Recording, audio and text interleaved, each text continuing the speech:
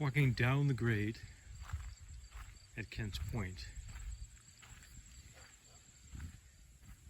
Wide path, sandy. And then right about here, the water turns left around that big pine tree. You can see the exposed roots. Kicks up speed. Turns the corner left a little bit, straight down. Right along, basically along the parallel to the shadow line. The water goes right there. All that sand is carried by the force of the water now at the bottom of this small but significant slope. Comes in here, and previously to that water bar being put up that directs water this way into the woods, previously the water came around right there and ripped right through this gully, and it was a V-shaped 3-foot deep ravine aiming right at that dark barked pine tree in the middle. And then it bangs a left and goes out to the beach. This is now a broad U-shaped valley with little wood chips. Easily walked upon, no damage whatsoever. Except on that one little bit right there, there's some exposed sand right there, at the end of my finger. The water has come over this, and it got clogged by all that sand, you see.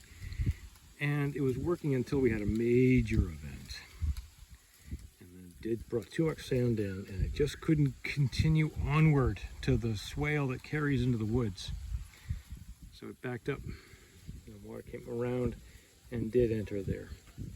But so there is still some work to be done, but I point out that this is a broad U-shaped, easily traversed valley path, just wood chips.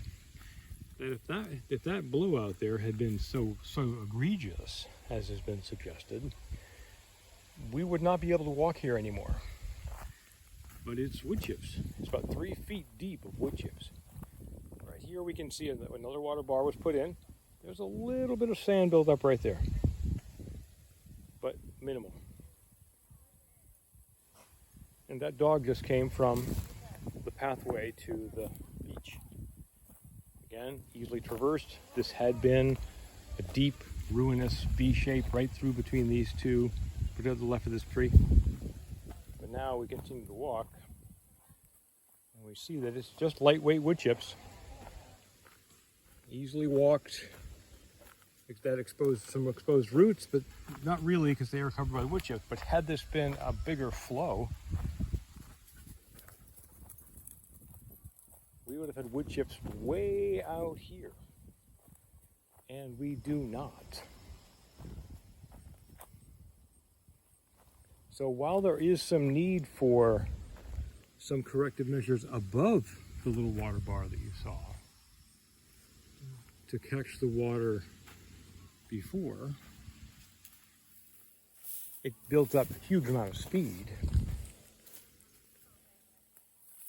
that water bar is working quite well, but it needs to be cleaned out. And it needs to be deepened at the end, walking up the handicap accessibility pathway platform, obviously. But we have a friable, sandy soil like this everywhere, and sloping land. We have to do our part to keep the water from building up too much speed before it can carry too much sand, so that it then clogs up the water bars that we put in at the right angle, right creation. But we need to come back here, back to where the real opportunity is to correct the problem. The source of the problem is the opportunity. Right where that lady is walking, those exposed roots on the right, the dog is. Evidence of the fact that a lot of water comes down this slope to the right. Come full circle now.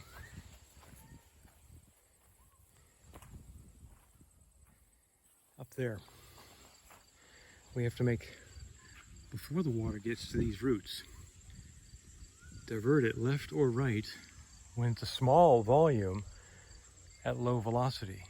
But by the time it gets down this slope, it's at high velocity and high volume. So weight, or the mass, times the acceleration is such that it is a potentially devastating force, which has been mitigated quite well with some corrective measure perhaps needed at the end. Right through here, you see, the sand came in, and then the sand began to back up.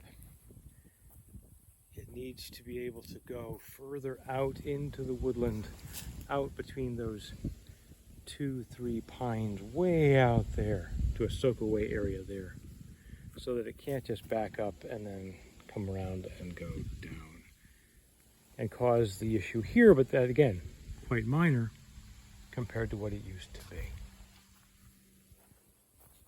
Step by step, problems are solved. We learn from a small act such as this. Study that small act before we do a bigger act, which would be up there.